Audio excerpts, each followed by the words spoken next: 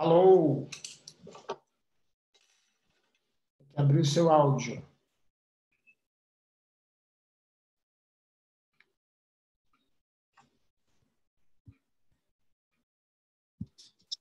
Beleza. Boa noite, Patrícia. Boa noite. Eu vou passar, deixa eu passar o link para Caroline, que é assistente de pesquisa. Deixa eu até ver se ela está aqui, que você acabou passando. Não, ela está só no grupo de neuro. Só rapidinho aqui. Carol.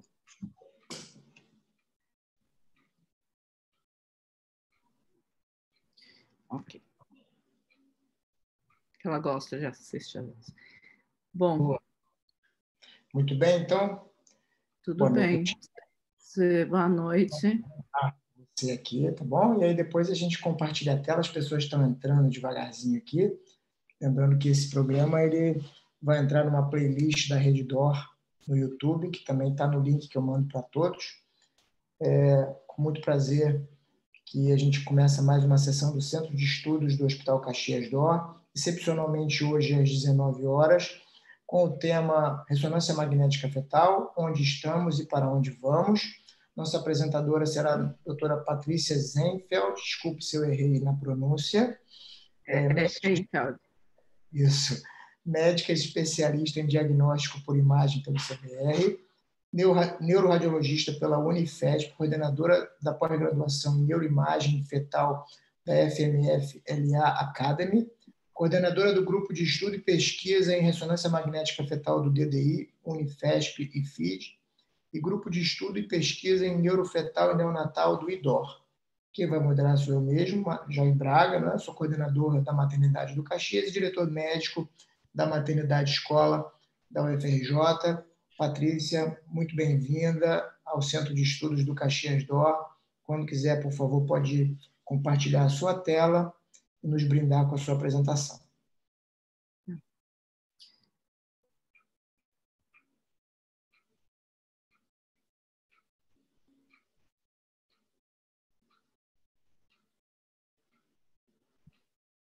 Vai compartilhar? Está tentando aí? Já estou em ordem.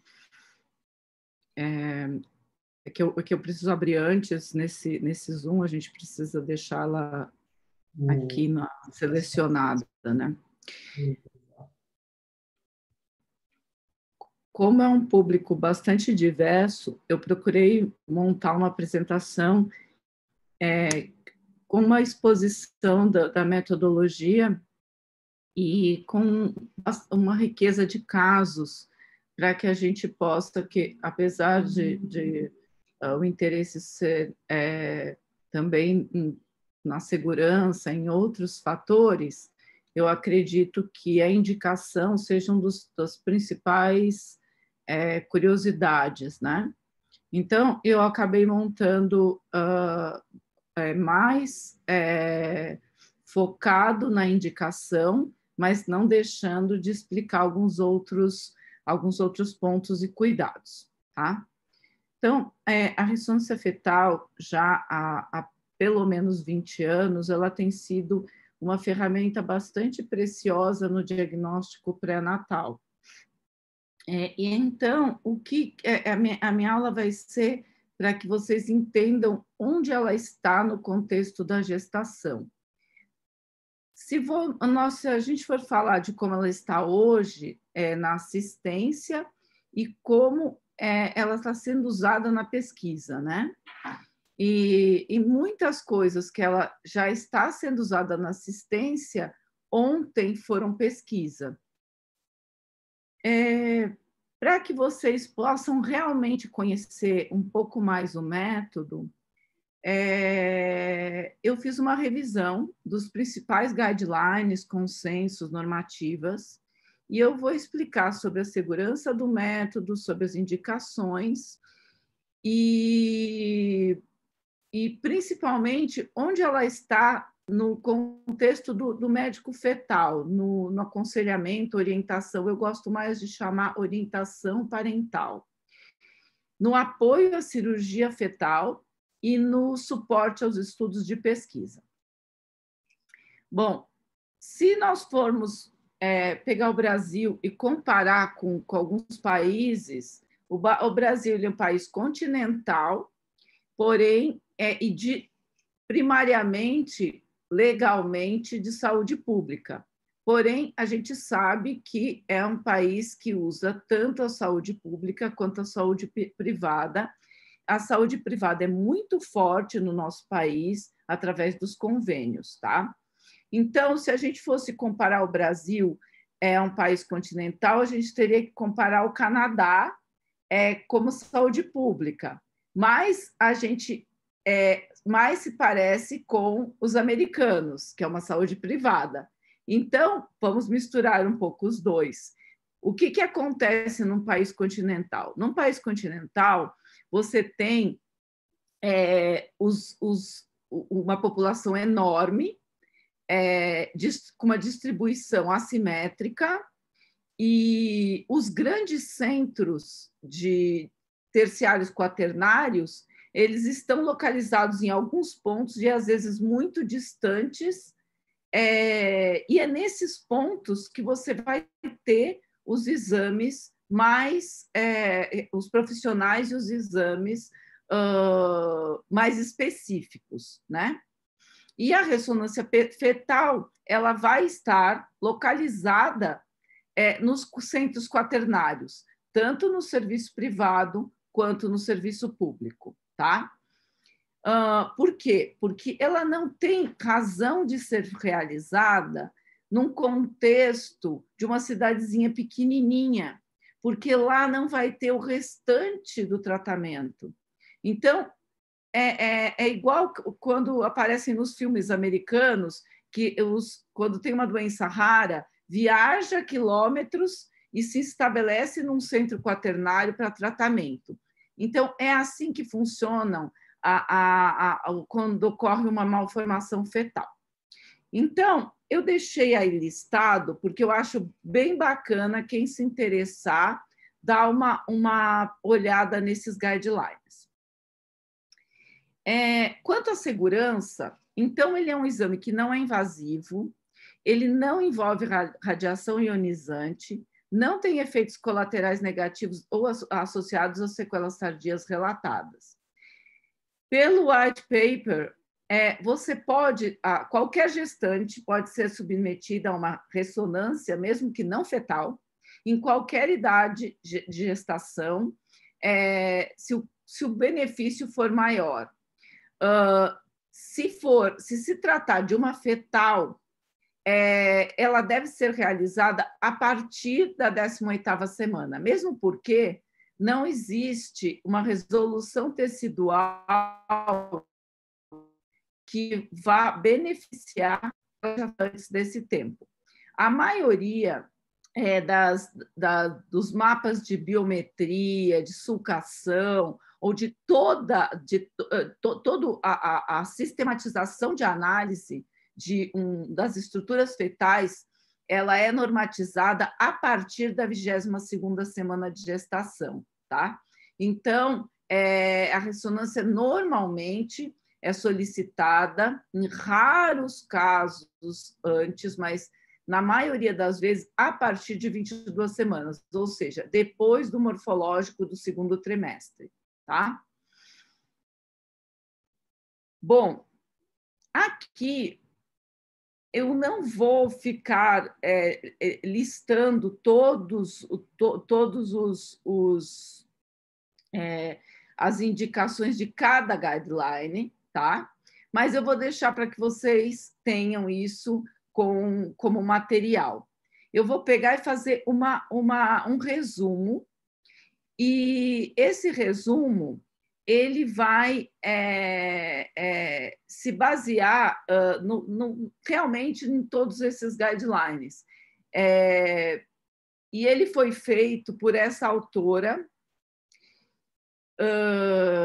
que eu tive o prazer de conhecer, a Sarah Salen, que realmente adiantou meu serviço. Ela pegou todos os guidelines e resumiu, tá? Quanto a indicações e tudo mais. Eu vou basear mais nas indicações, falei já sobre a segurança, né? Então, assim, resumo do resumo. Fez ultrassom. A etiologia, você viu a malformação, mas a etiologia está incerta, a ressonância está indicada. Fez ultrassom. Existe alguma coisa, não se sabe nem exatamente o que é, mas você não consegue ir mais a fundo por ultrassom por causa de biotipo materno, oligoâmino, o campo de visão é pequeno, você está vendo uma massa muito grande, um tumor, a ressonância está indicada. Você identificou por ultrassom, mas é um caso que supostamente pode ser cirúrgico, e a equipe de medicina fetal precisa de informações mais detalhadas para tomar essa decisão. Como screening, a ressonância fetal pode ser usada? Pode. Em algumas situações, doenças gênicas, genéticas, familiares, que sabidamente o ultrassom não bate o martelo. Então, pode ser feito pedido, solicitado uma ressonância para screening. E sempre que aqui, né, nós estamos num país que a interrupção terapêutica da gestação ela não é permitida na maioria das vezes, mas quando é permitida, mundialmente, a ressonância sempre é realizada, mesmo para que possa se ter 2 métodos falando sobre a mesma alteração e que possa bater o martelo para que essa opção seja considerada, tá? Então, a ressonância ela vai servir para orientação parental, para auxílio de pesquisa da genética, auxílio terapêutica fetal, planejamento cirúrgico e planejamento de parto, tá? Então, sobre esses 5 itens, eu vou apresentar alguns exemplos, tá?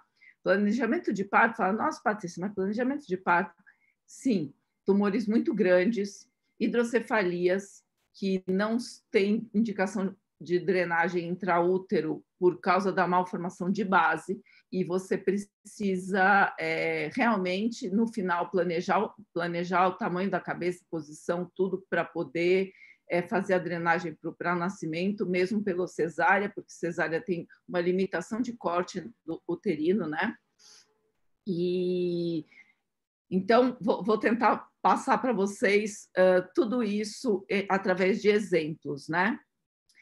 Bom, outra coisa, antes de começar a falar da ressonância fetal em si, eu vou aproveitar a deixa para, como eu sei que são quem está assistindo são mais obstetras, né, e obstetras com especialidade em medicina fetal, e eu recebo muitos, eu e vários colegas que trabalham com ressonância fetal, alguns pedidos escritos assim: ressonância fetal, HD, acretismo placentário. Então, ressonância fetal, HD, avaliação do colo uterino. Então, esses exames não são ressonâncias fetais, são outras ressonâncias feitas numa paciente gestante. Então, principalmente para os mais jovens, que não estão habituados, mas se a questão for placentária, é uma ressonância da placenta. Se for para avaliar miomas uterinos, colo uterino, massas ovarianas numa paciente gestante, é uma ressonância da pelve materna para avaliação de mioma, para avaliação do colo específicas, porque são protocolos específicos, tá? Gestação ectópica também é ressonância do abdômen e pelve para avaliação de gestação ectópica, tá? Como o Jair me falou que muitos alunos iam assistir, então eu falei, vou colocar esse slide para eles já aprenderem desde cedo o que é o correto. Bom, aqui, a familiaridade do método, eu não vou ficar falando muito de T1, T2, porque é muita física, tá? Eu vou direto só falar o que é básico e o que não é básico, só para vocês terem uma ideia de como a gente faz para planejar o exame, tá? Cada exame que vem, cada HD, é feito um exame, não existe, até quando eu comecei a fazer as ressonâncias no IDOR, era assim, tudo que é de pesquisa, a gente tenta fazer um checklist. E a coisa mais difícil é montar um checklist para ressonância fetal, porque cada malformação é uma decisão diferente. Só para vocês terem uma ideia, nós temos as sequências básicas, que elas são sequências muito voltadas à anatomia. E, às vezes, a gente... vamos primeiro fazer as básicas, até veio com HD, quando a gente vê o buraco é muito mais fundo, não vamos poder fazer só as sequências básicas. Antes de ser toda paciente marcada, eu já estudei o caso antes. Já veio para o e-mail, a gente já sabe, já falei com o médico fetal, já sei o que se trata. Então, vamos fazer, marcamos 40 minutos de exame. Chega lá, vai precisar das especiais, que daí demora 1h30. Então, que a gente... Na pesquisa, a gente já deixa 2 horas de máquina, né?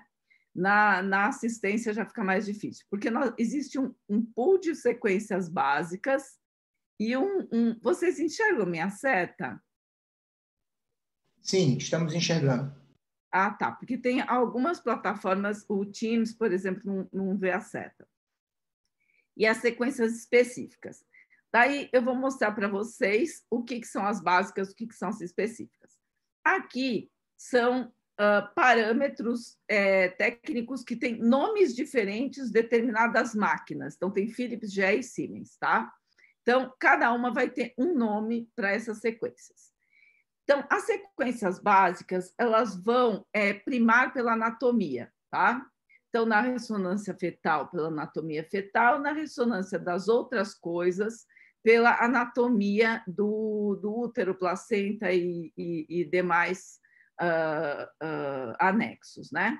Então, nessas sequências anatômicas, a gente pode abrir o FOV, ou seja, fazer o bebê inteiro, tá? Nesse caso, porque é um defeito de fechamento de tubo neural, nós temos que fazer com o FOV muito aberto, né? E depois fechar o FOV, ou seja, diminuir para primar por ver estruturas encefálicas. Aqui eu até aproveitei e coloquei um encéfalo normal e o encéfalo do feto com malformação de Chiari 2, aqui. As sequências anatômicas, elas podem ser estáticas, como as que eu mostrei, ou podem ser dinâmicas, ó. E a dinâmica 3D, tá? Que é uma volumétrica, né? Então, a gente faz um volume do feto e pode fazer o feto também, vários cortes em cima do mesmo vários cortes na mesma posição para ver o feto se mexer. No caso da volumétrica para anatomia, eu quero mais o feto bem quietinho, como está aí, né? Então, a gente consegue, com a volumétrica, não perder nem 1 milímetro das alterações. A gente vê exatamente onde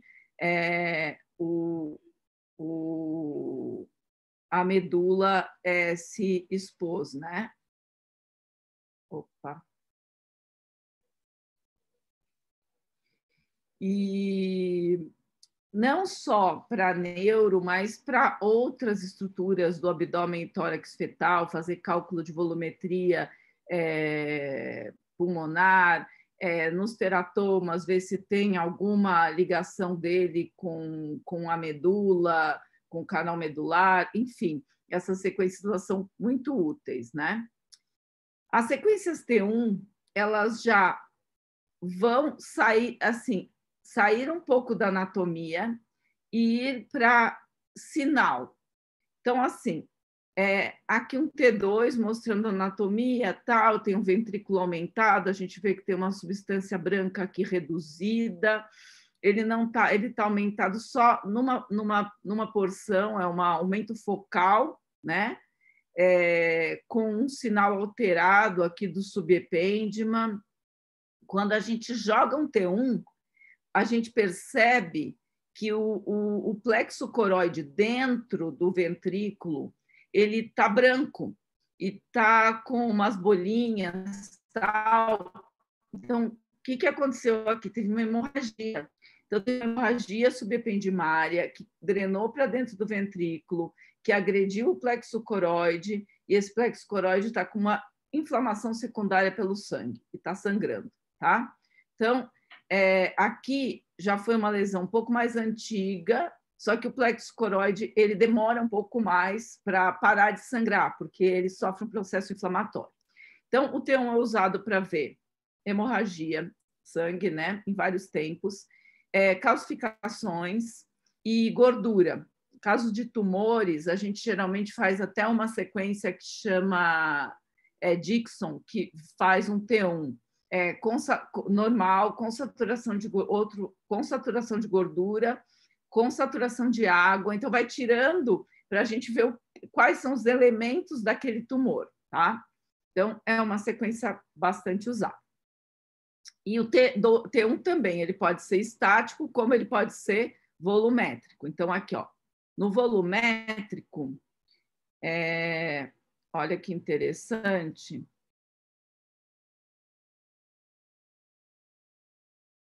Vou brecar um pouquinho antes aqui. Aqui, o T1 ele é uma sequência muito boa para avaliar intestino, tá? O intestino fica branco. Quem é radiologista vai saber, parece um enema opaco, que é um exame que a gente faz no raio-x, colocando um contraste de bário dentro do intestino da pessoa e radiografando.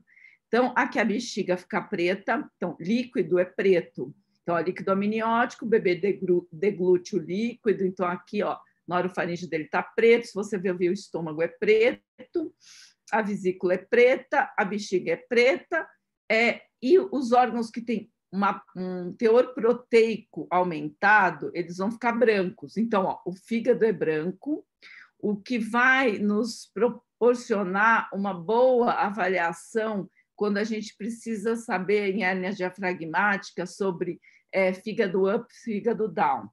E no caso de gastrointestinal, ânus imperfurado, altura onde está o reto, tá? Porque o mecônio, depois que é absorvido a água, o mecônio ele fica bastante proteico e ele vai ficar todo branquinho. Então, as alças delgadas vão ser mais escuras e o intestino grosso vai ficar o mecônio branco, tá? E é uma sequência que é muito boa para esqueleto. Se a gente mexe em alguns parâmetros, ela dá uma...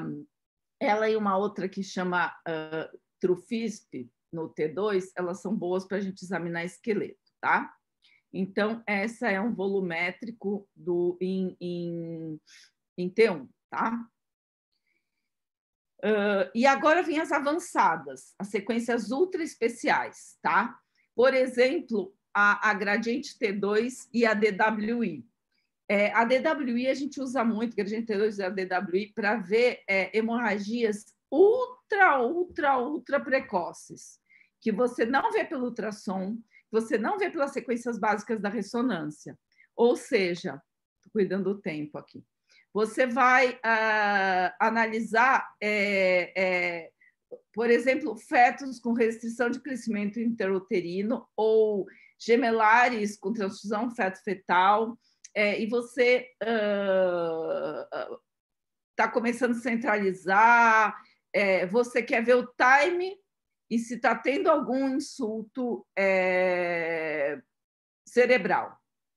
Então, muito precoce. Então, você vai fazer essas sequências. O que ela vai fazer? A gradiente T2, por exemplo, ela vai delinear o subepêndima, vai falar, olha, a zona germinativa está começando a ter um hipofluxo, está começando a sofrer. Logo, esse feto vai ter um sangramento do centro germinativo, que é o que acontece nos prematuros extremos ou que nascem não têm suporte, oxigênio, ou mães DEG, né?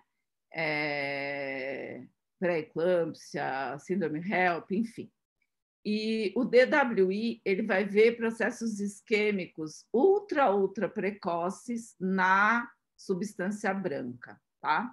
Esse foi um trabalho bem bacana que o Fábio fez, e é super reprodutível. Eu tenho usado muito essa sequência e geralmente para o auxílio dos colegas dos médicos fetais no caso desses gemelares, né? Principalmente esses gemelares que precisam fazer o laser entre as placentas lá que apresentam a transfusão feto-fetal já desde 16 semanas, bem precoce. Daí a gente vai monitorando eles com a ressonância para ver como que está a estrutura, o metabolismo do cérebro deles, tá?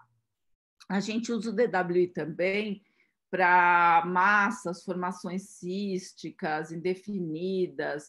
É um cisto de aracnoide, é um cisto de aracnoide com septos, ou aquilo é um tumor, sabe, no cérebro. E formações císticas abdominais também. Então, a gente usa o DWI e hoje em dia a gente também, dependendo do tamanho da estrutura, consegue usar a espectroscopia. Não é sempre, a espectroscopia ainda é experimental, ela não é usada na rotina diária, mas muitas vezes, em determinados casos, ela dá um norte, tá? Às vezes há uma dúvida assim, nossa, Patrícia, mas você só examinou a cabeça do feto? Você deve fazer uma ressonância fetal como um morfológico? A resposta é não. Não dá para a gente pegar um feto, uma mãe, colocar no gantry, examinar tudo da cabeça, tudo do tórax, tudo do abdômen. Ela vai ficar 2 dias dentro do gantry. Então, a ressonância fetal, o correto, ela ser solicitada para abordar uma região específica. Ou ela é uma ressonância neurofetal, ou ela é uma ressonância do corpo, que aborda tórax e abdômen, ou ela é uma ressonância do esqueleto. A ressonância do esqueleto é muito rara, tá? Pouca gente sabe fazer, pouca gente sabe pedir. A ressonância, a avaliação de esqueleto, ela habitualmente é feita por tomografia. Tem que ter pelo menos 32 canais, pode ser uma outra aula. Mas o feto tem problema na cabeça, tem problema no corpo. A gente vai ter que marcar um dia para a cabeça e um dia para o corpo. Às vezes, quando tem alterações de coluna muito dramáticas, eu marco 2 dias. Eu faço toda a cabeça, depois eu faço outro dia, eu faço a coluna. Porque a sedação fetal, ela dura 40 minutos.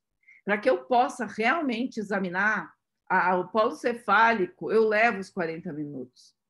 Então, eu gostaria que todo médico fetal viesse apreciar um exame para vocês entenderem o que eu estou falando. A gente depende da posição, a mãe fica com dorzinha nas costas, algumas têm claustrofobia, tem uma mãe e um feto para a gente cuidar ali, tá? Tem fetos que demoram um pouco mais de tempo para serem sedados. Então, assim, é um exame muito delicado, tá?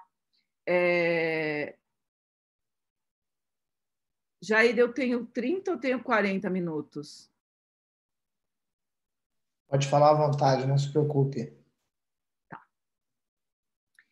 Bom, quanto à familiaridade do método, né, eu vou deixar esse quadrinho para vocês também, para vocês poderem ver o que é vantagens e desvantagens, tá? Mas agora eu vou colocar, vocês já entenderam o que a ressonância pode fazer. eu vou colocá-la no contexto da gestação, né? Então, quando uma mulher ela resolve que vai, vamos pensar no mundo ideal, né? Ela resolve que quer engravidar. Então, ela vai no obstetra, ele faz uma anamnese, doenças maternas, crônicas, antecedentes familiares, idade, estatura, pede todos os exames pré-concepcionais, recebe esses exames de volta, dá o suporte necessário e deixa ela tentar a gestação. Ela volta gestante. O que a obstetra faz? Solicita os exames laboratoriais e os ultrassons de triagem. Aí entram vocês. Bom,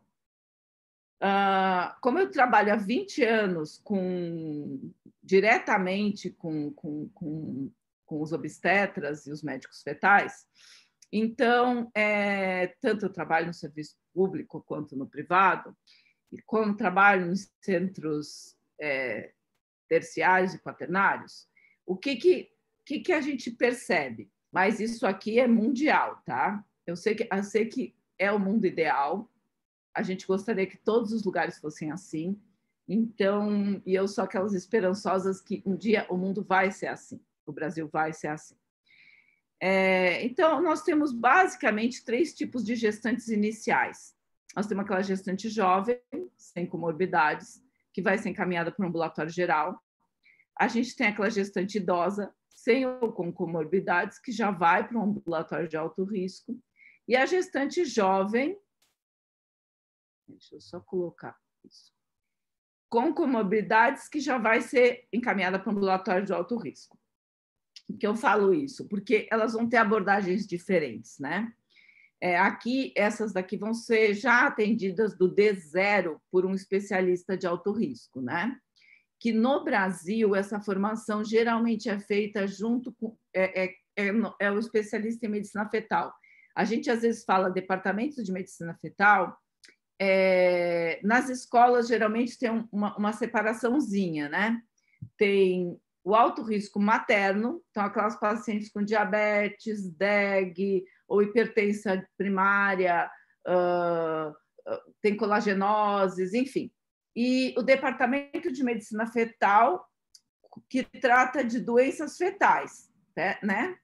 Lógico que o alto risco materno vai levar a uma restrição de crescimento intrauterino, que vai afetar o feto. E a medicina fetal é aquela que, só para nominar, tá?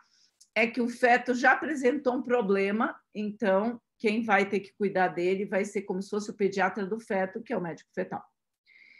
Então, a abordagem dela vai ser um pouco diferente, né? Inclusive em termos de exames gênicos, genéticos, ela vai ter uma abordagem um pouco diferente. Bom, se a gente pegar 2 gestantes, ambas jovens, ambas sem comorbidades, se essa aqui tiver todos os resultados de exames laboratoriais e de ultrassonografia de triagem normais, ela vai continuar acompanhamento regular no ambulatório geral com o médico obstetra, tá?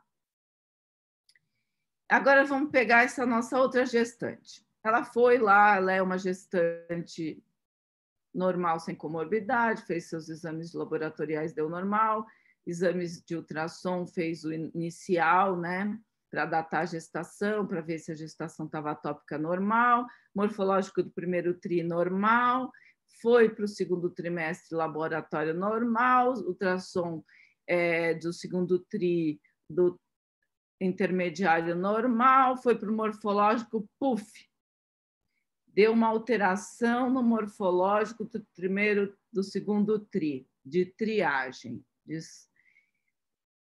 Bom, agora ela vai precisar de quem? Do médico fetal. Ah, mas foi o médico fetal que fez o morfológico do segundo tri. Não, ela precisa de uma consulta, ela precisa ser encaminhada para um centro. Uma coisa é ultrassom de triagem. Outra coisa é uma consulta com o médico fetal. São coisas diferentes.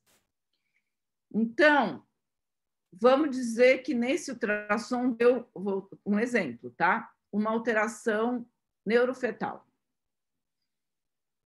O que é uma anormalidade no ultrassom de rastreamento? Se você vai falar em neuro, é uma dessas alterações.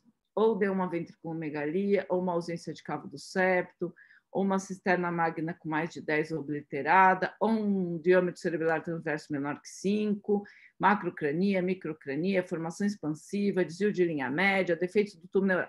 Então, isso aqui. Tá? O ultrassom de rastreamento, ele não é obrigado a dar um diagnóstico.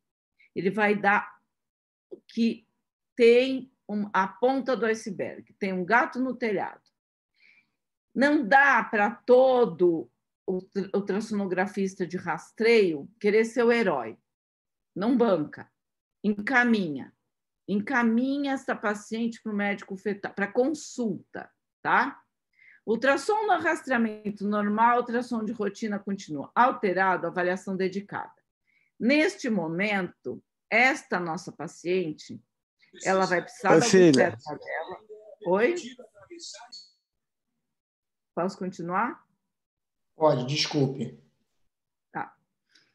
Ela vai precisar andar de braço dado com o médico fetal. Por quê? O médico fetal, ele tem uma equipe.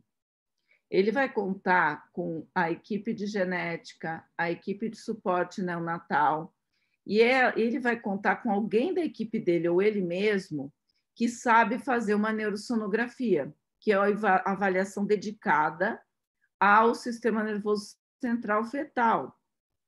E é aqui que entra a nossa ressonância, aqui que nós estamos. Ele vai fazer o diagnóstico e a gente vai dar um suporte para, se ele precisar de alguma informação adicional, se ele não conseguir fechar esse diagnóstico pela neurosonografia. Então, a gente vai... Aqui que nós estamos, tá? É aqui que está a ressonância fetal. A ressonância, muitas vezes o tronco cerebral é muito difícil. Vou dar um exemplo agora, vou até voltar aqui, vou dar um exemplo. Aqui é o médico fetal no começo. Ele pediu a ressonância para a gente, tá? Vamos lá. Que nem aquele dia, né? O Jair lá no IDO foi levar a paciente, né?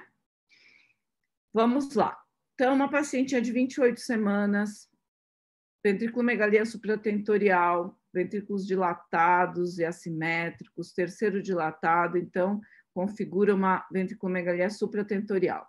Com macrocrania, a gente já pode falar em hidrocefalia, que provavelmente, se é uma ventriculomegalia grave, ventrículo maior que 15, aqui ela é extrema, maior que 20, 25, com macrocrania e terceiro dilatado, a gente já tem provavelmente uma etiologia obstrutiva para essa ventriculomegalia, que a gente pode chamar de hidrocefalia. A mais que isso, o médico fetal viu que tinha um diâmetro do cerebelo menor que o percentil 3. Então, aqui a gente já conta que deve haver algo cerebelar. E teve muita dificuldade de avaliar o tronco cerebral, até pela ventriculomegalia, que é extrema. Então, ela baixa a tenda, joga a tenda para baixo, a mãe era obesa. Então, Patrícia, por favor, me ajuda aqui. Vamos fazer uma ressonância, tá?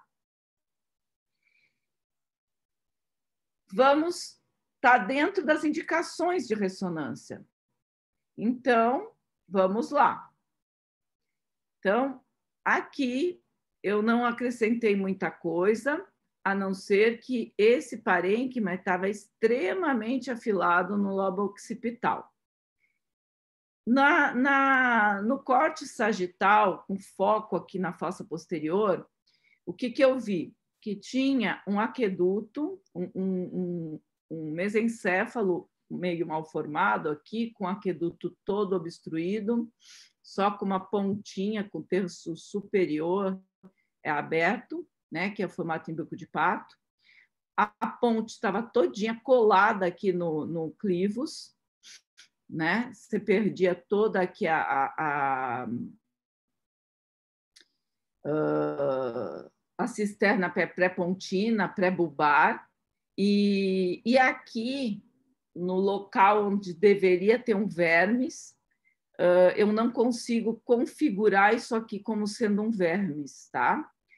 A tócula está no lugar certo, a cisterna está um pouquinho obliterada pela compressão, e aqui um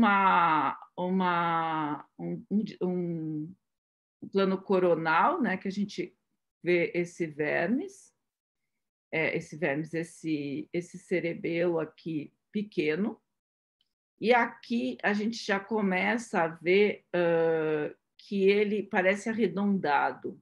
Poxa, será que ele está arredondado porque está comprimido, está espremido? E eu notei aqui um sinal que parecia que ele tinha um núcleo denteado fusionado. Daí eu primei pelos cortes axiais, reconstruí e coloquei esse cerebelo de uma forma onde ele conseguisse ter um pouco de líquido em volta, né? Nessa cisterninha que sobrou. Então, aqui está o nosso caso, e aqui para comparar um cerebelo normal.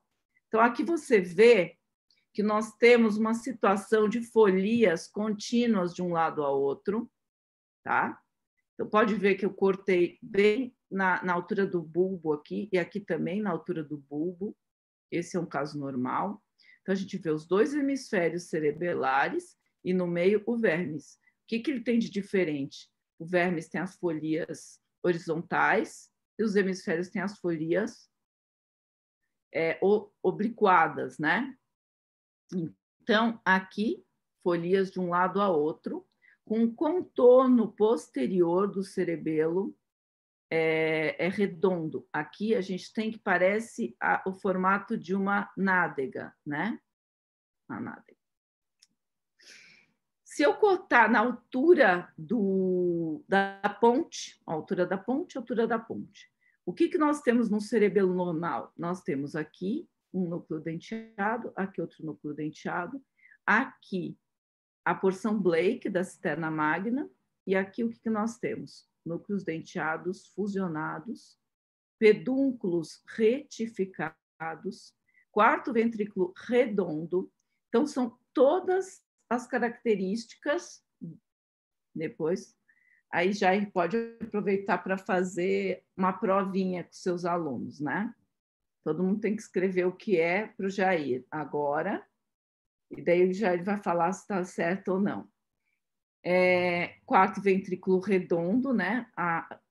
Mais no plano aqui é um quarto ventrículo meio que em diamante, né? Não está em tendinha tão bonito, tão triangular.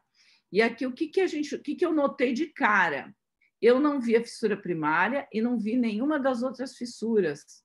E eu não vi essa estrela do mar, ó, que é a base das folias vermianas, tá? Ó, um mesencéfalo normal, placa tectal, aqueduto e tegumen. Olha a ponte, olha o bulbo, tá? Então, tem uma estenose de aqueduto, não tem fissuras no vermes, então isso é um pseudovermes. Então, isso se trata de uma malformação que chama rombencefalosinapse, tá? No ultrassom, quando a gente consegue pegar isso mais precocemente, lá com 22 semanas, tem uma característica que, como a ventriculomegalia está menor, infelizmente as pacientes SUS que chegam para a gente já estão mais avançadas, né? Esse cabelo no cerebelo, tá? E o diâmetro transverso do cerebelo, 99% das vezes, ele é menor que o percentil 3, principalmente nas rombencefalosinapses completas. Nas parciais, ele pode até estar ali no 5, tá? Então, aqui é um fetal, ressonância, ultrassom e a pós-natal, tá? Então, acho que eu falei demais. Já eu posso seguir com mais um caso? Está muito legal. Eu acho que pode, com certeza. Está muito legal. Pode avançar. Uma outra paciente que chegou com mais ou menos as mesmas características, tá? Uma ventriculomegalia supratentorial, macrocrania, o corpo caloso estava presente, mas estava estirado, e mais uma vez uma fossa posterior de difícil avaliação. De cara, né? E também tinha esquecido de colocar aqui, o colega colocou que achou que os sulcos e giros estavam muito aquém do que 28 semanas, tá? E na hora de fazer a ressonância, já, putz, a primeira imagem da fossa posterior, já falei, nhaca, né? Confirmei o que o colega me mandou, realmente, não tinha sulco, e não era pela distensão, pela ventriculomegalia, era uma hipossulcação mesmo, porque aqui, geralmente, os sulcos frontais, eles se mantêm, o lateral, ele dá uma fechadinha, os posteriores é que ficam mais sofridos com a hidrocefalia, né? E aqui, na face posterior, eu vi esse tronco em Z. Tronco em Z, aqui é a hora... Porque, por exemplo, numa rubencefalosinapse, a gente fecha com a imagem, né? A genética é muito importante, mas a gente fecha. Aqui, a gente passa a ter 4 doenças, 4 malformações, que tem que ser avaliadas pela genética, e é um pacote de genes. Então, aqui a gente já vai fazer uma economia, porque você já fala para o geneticista tronco em Z, ele já sabe qual é o pacote de genes que ele precisa mapear, tá? Lógico, a gente pode avançar um pouquinho mais na imagem? Pode, né? Tem um vermes mal formado, tá? Vermes hipoplásico e de genético. Se você for olhar aqui, eu sempre coloco um normal do lado, né? Ó, placa tectal bonita, aqueduto bonito, tegumen bonito, aqui um mesencéfalo completamente mal formado, aqui uma ponte, não tem segmentação, né? Não tem o bulbo, a barriguinha da ponte não está formada, o bulbo é mais grosso que a ponte, né? É mais espesso, espesso, né? Espesso que a ponte. Eu tenho um sotaque que é todo misturado, tá? Aqui nós temos um acotovelamento, tá? Então, e um vermes todo displásico, né? E então aqui todas as alterações. É muita alteração para um pacientinho só. Ainda aqui a gente tem o que a gente chama de umbilicação, né? É uma persistência da umbilicação pontina, uma hipoplasia cerebelar também, não só a alteração vermiana, nós temos os hemisférios cerebelares também muito pequenos. E se a gente for comparar um paciente normal com 28 semanas com o nosso paciente, a gente vai ver que tem uma sulcação muito aquém, aqui é o normal, olha aqui o doente, né? Muito aquém do que deveria. Então, se a gente for avaliar toda a neuroimagem, tudo que tem de alteração, então, além das alterações infratentoriais, nós temos também a lisencefalia tipo Cobley-Stone, pedras de calçamento, né? E então a gente vai para síndromes de distrofia muscular congênita. Então, assim, se a gente vê um tronco em Z, assim, eu já choro, tá? Porque é uma distrofia muscular, é um prognóstico muito fechado, né? Então, nós temos a Walker-Walborn, a Fukuyama, a síndrome de distrofia congênita muscular de Fukuyama, nós temos a músculo A-brain, e a gente tem a bilateral frontoparietal polymicrogyria. Então, são doenças muito graves e que todas cursam com esse Z-shape brainstem. Então, neste caso, feito a genética, era um fenotipo e um genotipo do Walker-Walburn, que tem 90% de óbito antes do primeiro ano de vida por doenças pulmonares decorrentes de aspiração por causa da distrofia muscular, tá? Então, isso aqui, esse prognóstico vocês dão já no pré-natal, né?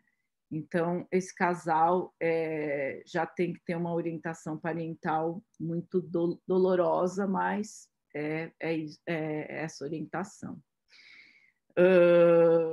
Então, nesse caso, a ressonância ela serviu bastante para auxílio do estudo genético pré-natal, tá?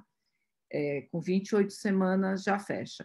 Na maioria dos países, eles já têm, vai para staff, para reunião multidisciplinar, e esse casal tem autorização para interrupção, né? E aqui é uma orientação, eles já têm que ter todo o suporte de nascimento, né? De berçário, de onde nascer, isso aí. Né? Então, aqui eu traduzi esse artigo, ele é muito bacana sobre a classificação genética associada à imagem, e você coloca dentro mapeia o que você viu na imagem e manda para o geneticista, ele vai comparar com essa tabela, tá? Daí aqui algumas malformações mesencefálicas. Mesencéfalo, eu falo que é um ser esquecido, né? Ele fica ali entre o cérebro, né? O telencéfalo e o rombencéfalo, e ele está ali no meio, e ele às vezes é a chave para a gente dar vários diagnósticos, tá? E então, quando você tem uma malformação cerebelar isolada, sem alteração de tronco, você pode ter, como o Dandy Walker, uma vida muito boa, muito, né, próxima do normal, mas quando você tem alteração do cerebelo com alteração do tronco, você tem um prognóstico bastante pior. Então, assim, a ressonância fetal ela entra muito para a avaliação do tronco cerebral, porque quando você tem, e principalmente quando você tem a parte da hidrocefalia que prejudica muito a neurosonografia, por melhor que seja o equipamento, né? Agora, entrando um pouquinho nas anomalias calosas, né? As anomalias calosas, elas podem, a classificação pela imagem, a gente tem a genésia completa, parcial, hipoplasia, hiperplasia e o lipoma. Quando ela vem com a fossa posterior normal, também vai ter um prognóstico muito melhor, e quando ela vem com alterações de fossa posterior, ela vai começar a ter os prognósticos bastante piores, né? Então, eu vou passar um pouco isso, porque senão eu não vou conseguir dar realmente o restante para vocês. E eu vou vir agora aqui para tórax, abdômen, pescoço. Vou dar uma passada nisso. Então, saindo da neuro, outras utilidades da ressonância, né? Lógico que eu faço muito mais neuro, né? Mas eu fiz radiologia pediátrica também, então acabo. E lógico, nunca a gente dá um laudo sozinho, a gente sempre tem second look. Em ressonância fetal, assim, nunca a gente dá um laudo sozinha, tá? Às vezes são 2 ou 3 pessoas revendo. Mas, falando então um pouquinho de massas, processos expansivos, então os processos expansivos podem ocorrer em todos os locais do feto, né? Então, aqui, um teratoma sacral, um teratoma da região cervical mediano, aqui um tumor cerebral, tá? Que pegou toda a cabeça fetal. Então, e aqui, esse caso do meio, foi uma das ressonâncias mais precoces que eu fiz. Eu fiz com 15 semanas. Um colega muito querido que enviou o caso e falou: Patrícia, a cabeça do feto está com tamanho de 30 semanas e eu estou com uma gestação super bem datada e o corpinho do feto todinho é para 15 semanas. O fêmur, o abdômen, e eu preciso dessa ressonância. Eu não estou entendendo, eu vejo só uma massa dentro da cabeça. E realmente era um tumor muito agressivo. Aqui no tórax, nós temos as massas torácicas, né? para desvendar, para ver se é MAC, para ver se é sequestro, para ver se é um tumor, né? Então, temos toda a parte ou se é uma hérnia. E retroperitônio, nós temos os tumores renais, os tumores de adrenais. Então, aqui, realmente, a ressonância faz uma diferença por causa da definição, da diferenciação tecidual, tá? E a abordagem se está infiltrando ou não os órgãos vizinhos. Então, aqui um teratoma, eu vou passar porque todos a gente está com vontade de falar um pouquinho. Mas aqui os teratomas de região cervical, a ressonância ela vai dar um norte para o cirurgião para ver se está pegando ou não traqueia, o que ela está fazendo com a traqueia, ó, aqui empurra muito, depois você vê o resto aqui. E a gente mede o volume pulmonar também, compara com o normal, porque se ela obstrui muito a traqueia, aumenta o volume pulmonar, né? E diminui o líquido no estômago, às vezes se ela comprime esôfago, enfim, a gente vai tateando. Geralmente, quando faz polidrâmio, é porque realmente está impedindo e o feto não consegue deglutir, não consegue respirar. E a gente mapeia para ver onde que vai ser feita a abordagem para passar uma cânula traqueal e, normalmente, se precisa de exit, né? Enfim, aqui a gordura do tumor, papapá, a gente também vê bastante o componente tecidual do tumor, né? Se tem vasos calibrosos, esse tipo de coisa, tá? Para planejamento. E aqui eu falo que é o futuro, gentilmente cedido pelo Heron, que trabalha com a gente com pesquisa no IDOR, apesar dele trabalhar na assistência com outro grupo, né, que ele faz alguns experimentos de navegação dentro da via aérea para ver o local de obstrução, ou se é uma obstrução só externa, né, comprimindo, ou se tem infiltração, invade a via aérea, tá? Então, aqui é a extensão do teratoma sacrococcígeo, se invade a parte da canal medular, e a gente faz o mapeamento para falar se ele vai para dentro do abdômen, né? Aqui. Ó, esse aqui tinha uma porção intraabdominal bem...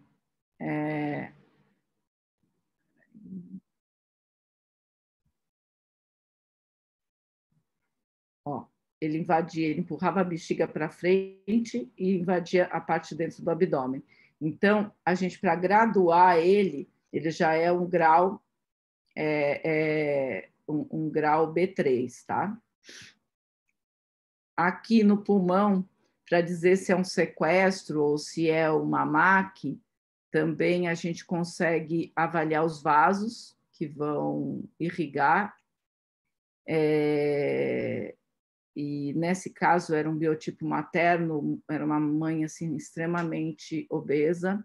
Foi até difícil a ressonância porque a gente teve que botar umas placas para tirar um pouco a gordura dela e conseguir focar na tórax fetal, né? Até que eu consegui ver o vaso saindo aqui diretamente da aorta, tá? Então era um sequestro, e nesse outro caso, o vaso saindo da pulmonar, então era uma MAC tipo 3. Tá? Os tipos de MAC, então aqui vamos já passar para o apoio à cirurgia. Então, a gente vai fazer uma ressonância sempre que uma cirurgia for indicada, uma cirurgia fetal intrauterina.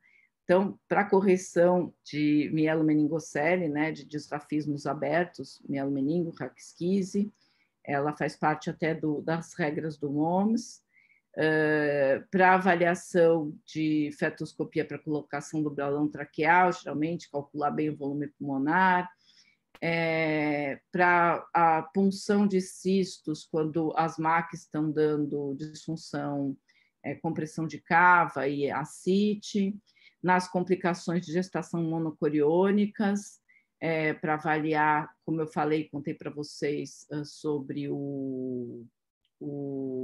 quando tem um feto que está muito acometido com o cérebro já sangrando e o outro não, se faz, se não faz. Então, eu vou passar um pouquinho aqui, porque senão não vai dar tempo. E aqui vou já direto agora para o apoio à pesquisa.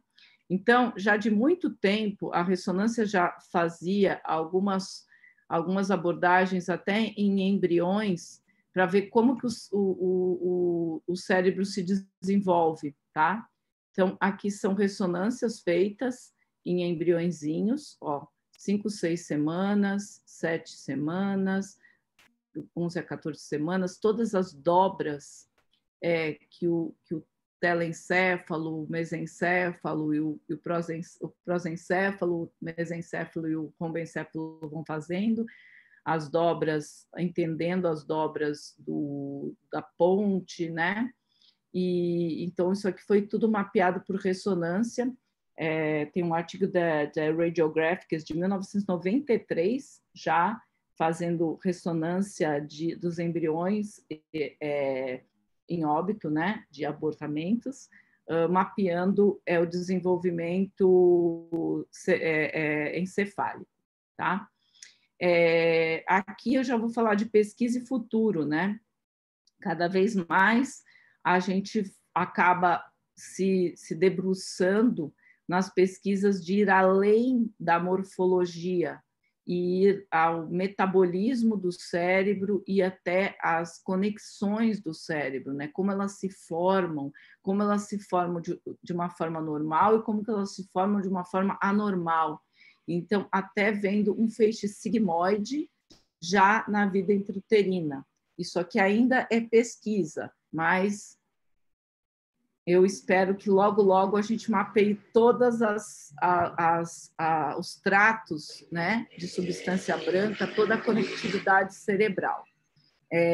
Então, aqui um pouco de metabolismo, como que é o estudo dos metabólitos em cada parte da substância branca, como que se processa esse metabolismo, como ao longo da gestação vai mudando o metabolismo, para a gente poder também mapear o que a ventriculomegalia, o que as alterações de fluxo, né, dos bebês restritos podem comprometer esse metabolismo cerebral nas doenças infecciosas, ou seja, esse é o futuro. Se o Jair queria o futuro, eu acho que esse é o futuro, tá? A espectroscopia é uma coisa que eu amo. Como neuroradiologista, eu acho que a espectroscopia ela deu um pulo na neuroradiologia geral. Então, eu acho que isso a gente vai conseguir fazer com o feto, tá? É super difícil, porque são sequências muito longas. Então, e mesmo que a gente cede o feto, a gente tem a respiração materna. Então, são sequências que são muito sensíveis. Então, a gente vai ter que nos debruçar muito na física para conseguir trazer isso para a vida intrauterina, mas eu acho que isso é o futuro, tá? Então, acredito que o futuro é esse, tá? O que o médico especialista precisa saber para fazer esse tipo de exame? Ele precisa ter um domínio da física de ressonância, um domínio das sequências, saber utilizar os benzodiazepínicos para sedação fetal, fazer programações rápidas. É um exame completamente operador dependente. Eu fico com muita raiva quando eu vejo palestras falando que a ressonância fetal não é operador dependente. Não dá para fazer sem o médico do lado. Tem que ter o especialista e o ultra especialista do lado. No nosso grupo, no Instituto Dora, a gente até tem, além do neuroradiologista, a gente tem uma obstetra para cuidar das pacientes, caso ocorra qualquer intercorrência, né? E um conhecimento profundo sobre um desenvolvimento embrionário, anatômico, fetal de cada parte, tá? Então, a anatomia das estruturas encefálicas, se você vai se dedicar à ressonância neurofetal, como eu chamo, né? Então, na verdade, eu acho que é uma subespecialidade. Muitas vezes eu tiro a paciente da ressonância, vou com ela para o ultrassom, complemento com alguns dados do ultrassom, volto com ela para a ressonância. Então, é uma avaliação neurofetal, tá? Corpo também, então você tem que saber as mudanças todas que ocorrem em todos os órgãos, se você quiser saber bem do pulmão. Então, a gente é dividido em grupos, eu até faço a ressonância de corpo, mas quem lauda é um colega, eu sei conduzir, mas eu deixo para o especialista, assim como ele sabe conduzir uma neuro e ele manda para mim lá. A gente realmente tem que saber que cada macaco fica no seu galho, tá? A relação com o paciente, com o médico fetal, com o geneticista, nós temos que ser uma equipe, né? Então, o radiologista que faz a ressonância fetal, não dá para cair de paraquedas, mandar por tele, assim, Patrícia, tem uma ressonância fetal que foi feita no Cachepó da Ponte da Periporinha, eu vou mandar para você laudar, tá? Não, não é assim, tá? Então, é um exame que tem que ser feito em centros quaternários, com especialistas, bem indicada, e com o radiologista já sabendo a história inteirinha, tendo acesso a todas as imagens de ultrassom, discutido com o médico fetal que fez a neurossono, daí a gente vai e faz um excelente exame de ressonância fetal, tá? Bom, eu espero que eu tenha... Minha aula foi um pouquinho grande, né? Mas eu espero que eu tenha chegado no que o Jair gostaria. Eu deixo aqui, esse é o meu e-mail pessoal, e tem o meu e-mail corporativo também. E esse final aqui que eu deixo para os alunos, né? Que a gente precisa... a gente cura algumas vezes, alivia outras, mas cuida sempre. Então, vocês sabem que a gestante ela está num estado já muito interessante e qualquer notícia que ela nem conhece quem está lá dentro dela, mas ela já ama incondicionalmente. Então, nós temos todos que cuidar desse feto muito bem. Obrigada.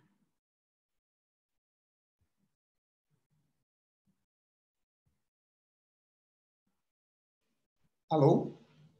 Excelente, muito obrigado. Já que você botou essas últimas palavras aí, não pude deixar de lembrar do professor Adib Jatene, né, que usa essas palavras. O médico é especialista em gente, ele fala isso, cuidar, aliviar. E assim, com essas imagens lindas, com tanta informação, Patrícia, é lógico que é impossível, né, passar uma carga de informação e a pessoa sair... aprender ressonância fetal. De uma forma geral, a medicina fetal, o conhecimento é lento, deve ser embasado, o estudo é contínuo e é difícil mesmo, a gente tem que estudar.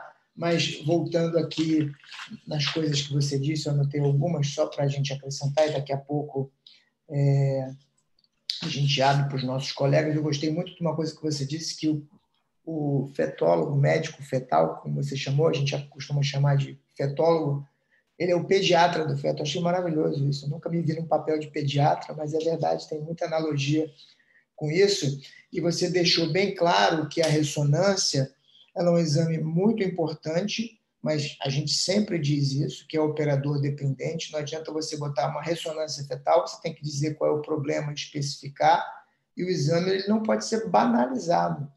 É um exame que demanda muito tempo, demanda muito conhecimento, para que você possa contribuir com outras informações que possam, de uma forma objetiva, mudar de alguma forma a conduta nesse caso ou avaliar o prognóstico, né? Isso é importante para os jovens que isso fique claro, porque senão qualquer hidrocefalia a gente vai pedir ressonância fetal, porque senão qualquer MAC você vai pedir ressonância fetal, e não é o caso, não precisa ser.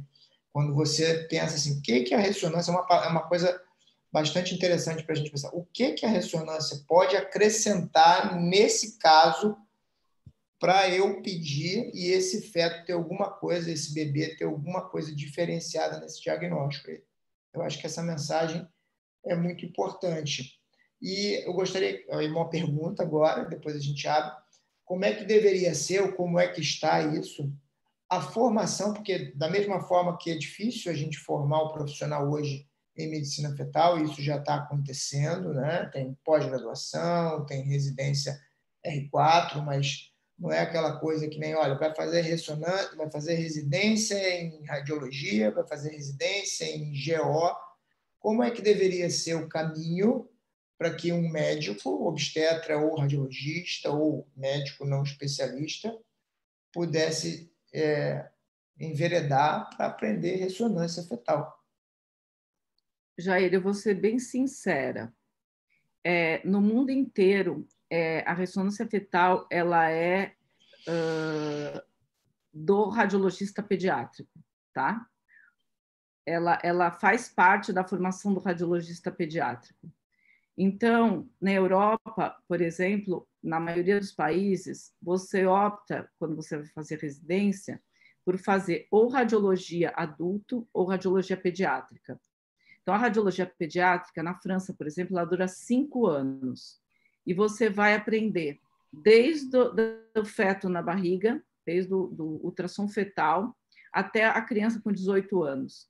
Então, a ressonância fetal é do radiologista. Ela é do radiologista pediátrico e, mais ainda, do neuroradiologista pediátrico. Depois dos 5 anos, ele pode optar por mais 2 anos em neuro fetal e neonatal, que é uma sub da radiologia pediátrica, por causa justamente desse conhecimento do equipamento, da física, de como processam as sequências. Então, assim, o embasamento. Eu acredito muito que qualquer um muito dedicado pode aprender, tá? É um aprendizado longo, tá? Então, nós temos aí o nosso colega, o Heron Werner, que fez esse aprendizado na França. Ele ficou alguns anos junto com algumas radiologistas pediátricas, que também eu tive o prazer de poder estar lá, mas e ele realmente se dedicou. Ele é um professor Pardal, outro colega que é médico fetal e também é um gênio da física, é o Renato Ximenes. Então, eu digo esses nomes porque são 2 pessoas que se dedicam à ressonância fetal profundamente, eles sentam no equipamento e fazem o exame.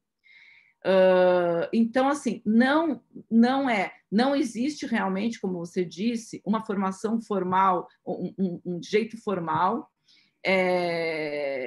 no Brasil, tá? Eu aprendi fora e trouxe e aprendi, né? Eu fiz aqui no Brasil a radiologia, são 3 anos, o que é super pouco, né?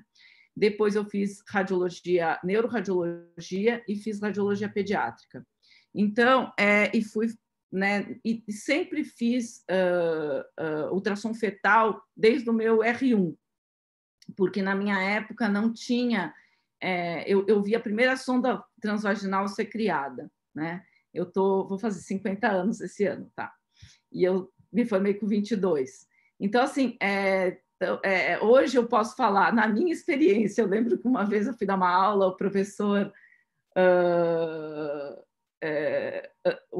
Moron falou assim: queridinha, eu era novinha, sei lá, tinha meus 30 anos. Que você acha que é a sua experiência com essa idadezinha? Acho que eu tinha 29, hoje eu posso falar, mas então, Jair, eu acho que é um processo muito longo. Eu acredito assim, eu acho mesmo, eu considero que um ano R4 de medicina fetal, eu acho uma loucura. Eu acho que um ano de medicina fetal você sai sabendo fazer ultrassom de triagem. Você faz um bom morfológico, fetal, né? Quantos anos, eu não sei, você deve ser bem mais jovem que eu, mas você deve ter levado aí, sei lá, pelo menos uns 5 anos para poder aprender e falar assim, nossa, estou fazendo uns diagnósticos melhores. E depois se enveredar para cirurgia. Então, acho que é um aprendizado longo, né? E eu acredito que precisaria realmente de uma formação de uns 4 anos para poder aprender a ressonância. Você sair sabendo fazer muito bem neurofetal, sabe? Ou 2 anos de dedicação exclusiva, sabe? Aprendendo a fazer a neurosono e a ressonância, porque você tem que, além de aprender toda a física, a anatomia inteira, normal, em cada idade gestacional, que o cérebro é um filho da mãe, que ele muda a cada semana, e depois todas as doenças que vão acontecendo, malformativas, destrutivas, obstrutivas, por processos infecciosos, e assim vai. E quando você acha que você sabe, aparece mais um bicho diferente. Então, essa é a minha visão. Abre o seu microfone. Desculpe, em relação ao que você disse ao R4, você tem toda a razão, é impossível em um ano de formação a pessoa sair, um obstetra sair do R4 sabendo muita coisa de medicina fetal, mas eu acredito que esse um ano de medicina fetal faça muita diferença na formação dessa pessoa, porque ela passa a olhar não só o cérebro, mas do feto e a gestação como um todo, e o acompanhamento clínico da gestante, nas gestações de crescimento, nas infecções. Isso acrescenta até para a própria vida do obstetra, esse R4 em medicina fetal, mas eu tenho certeza que esse caminho é longo da ressonância, mas é muito interessante. Parabéns pelas brilhantes imagens e pela sua gentileza. Eu vou abrir aqui agora para quem quiser fazer alguma pergunta.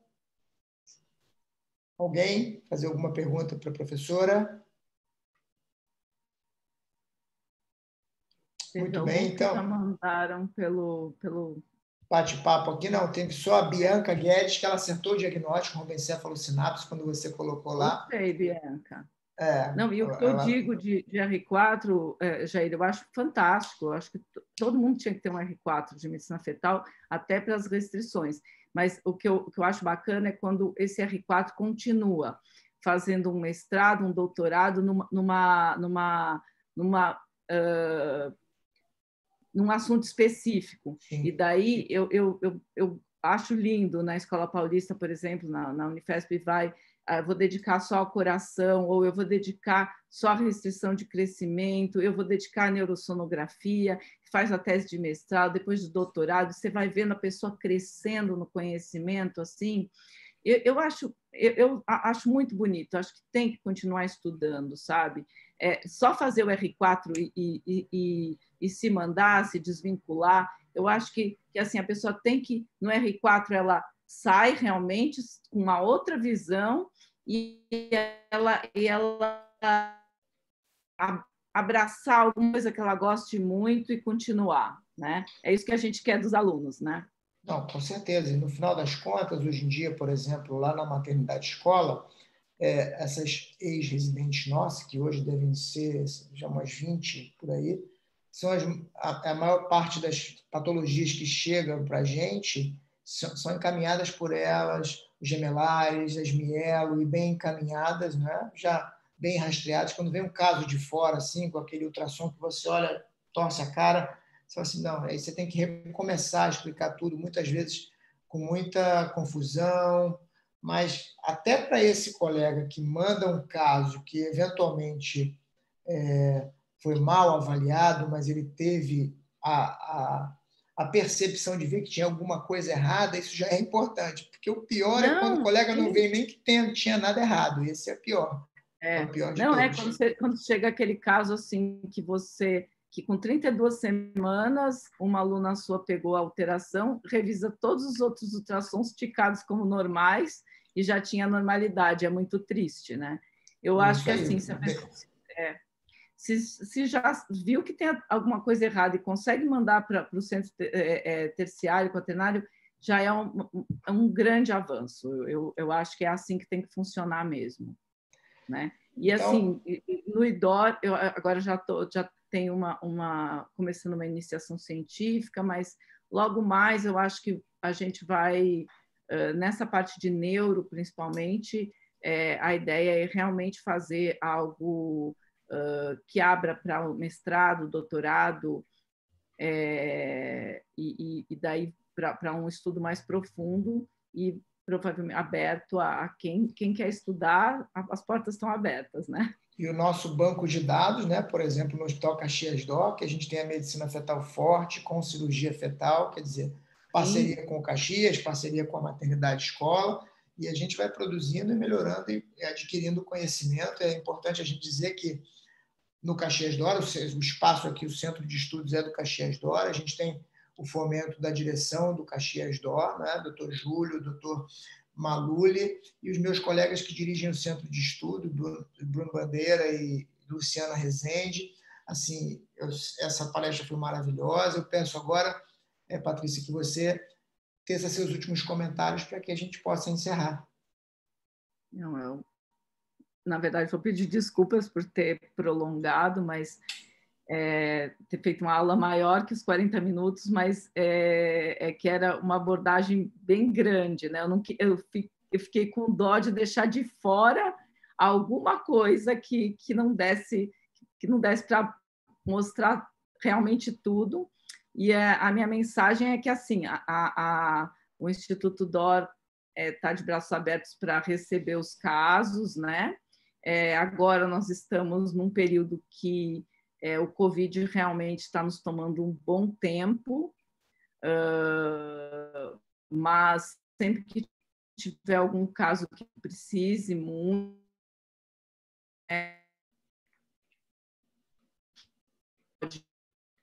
uma vaga, mas depois do Covid a gente realmente, o que vocês precisarem mandar, encaminhar, e que a gente possa ter uma reunião mensal assim para a discussão dos casos, eu acho que eu ficaria muito, muito feliz de poder participar disso e ajudar no que eu puder. Olha, muito obrigado em nome do Hospital Caxias Dor pela sua participação, pela gentileza, né? Eu sei que você teve um previsto em relação ao horário que a gente tinha combinado, mas deu tudo certo no final das contas. Sua aula foi maravilhosa, as pessoas tenho certeza que estão muito felizes, muita informação preciosa aqui, e já está desde já para o ano que vem convidada para uma próxima, não sei se presencial ou não, acho que acredito que ainda não, porque ano que vem a Covid continua aí, mas na nossa parceria certamente estaremos presentes e juntos. Muito obrigado, um grande abraço e até a próxima. Obrigada. Boa noite a todos. Boa noite.